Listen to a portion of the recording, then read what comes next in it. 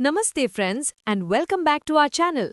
Today, we are going to talk about a topic that sounds like a Hollywood action movie. But according to recent reports and events, it is becoming a scary reality. The question we are asking today is, will North and South America come under the dictatorship of the USA? We are seeing a completely new avatar of the United States under the second term of President Donald Trump in 2025 and 2026.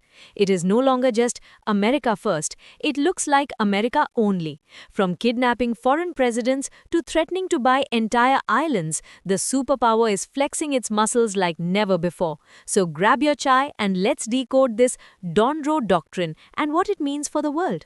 First, let's talk about the biggest shocker that has shaken the whole world. I'm talking about Venezuela.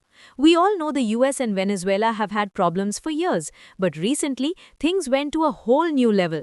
In January 2026, US Special Forces actually landed in Venezuela and captured President Nicolas Maduro and his wife, Celia Flores. Can you imagine? They plucked a sitting president from his home and flew him to a jail in New York to face narco-terrorism charges. President Trump called it a spectacular assault. Now, why did they do this? The US government says Maduro is running a drug cartel and harming Americans, but there is a bigger game here. Oil. Venezuela has the largest proven oil reserves in the world. After capturing Maduro, President Trump openly said that the US is going to run Venezuela for some time and that US oil companies will go in and sell large amounts of Venezuelan oil. He even said they would use this oil money to pay back US companies. This is not just regime change, it looks like a takeover of resources. The US had already put a total blockade on Venezuelan oil tankers, stopping anything from going in or out. This aggressive move has terrified other leaders in Latin America because it shows that Washington is ready to use direct military force to get what it wants. But friends, it is not just Venezuela. The US is looking at the entire Western Hemisphere, that is North and South America, as its own private property. This brings us to a new term you should know, the Donroe Doctrine. You might have heard of the Monroe Doctrine from 1823, which said Europe should stay out of the Americas. Well, experts are calling Trump's new national security strategy the Donroe Doctrine because it aggressively asserts that the US must deny any influence to outside powers like China or Russia in this entire region. Let's look at what is happening with the Panama Canal. This is a crucial waterway for global trade. President Trump has announced plans to take back control of the Panama Canal.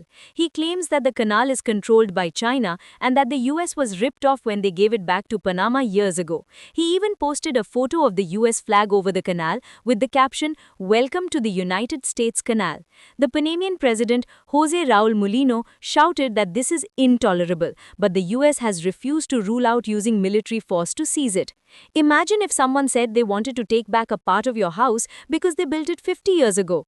Now let's move north. You would think Canada is America's best friend, right? Think again. The relationship has turned very sour.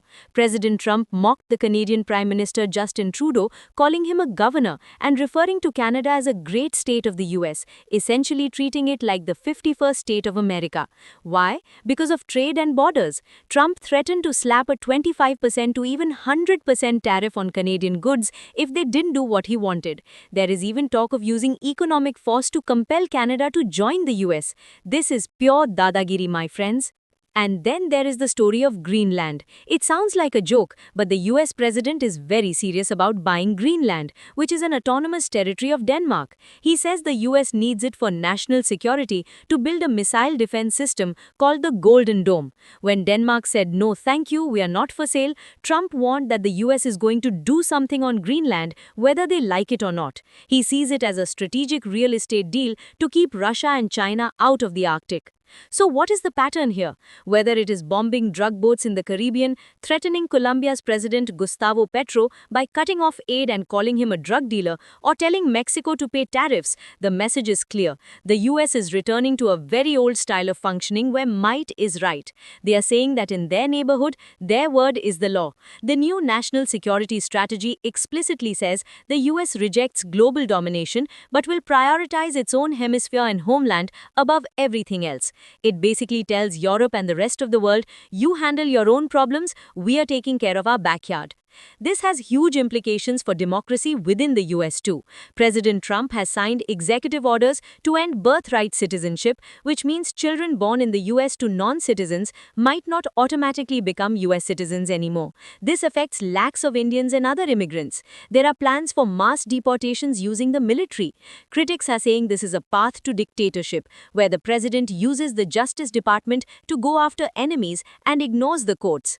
For the rest of the world, especially for countries in the global south like India, this is a dangerous signal. The rules-based international order that the US used to talk about seems to be dead. If the world's most powerful democracy can kidnap a foreign president and threaten to annex territories, then international law has no meaning. It becomes a jungle rule.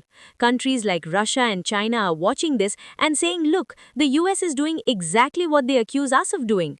However, we must also see why this is happening. A large section of American voters supports this. They feel that for too long the US was spending money on wars in Iraq and Afghanistan and protecting Europe while their own country was suffering. They like this America First approach. They feel that by controlling Venezuelan oil, gas prices will come down. By closing borders, jobs will be saved. It's a populist insurrection of the dispossessed.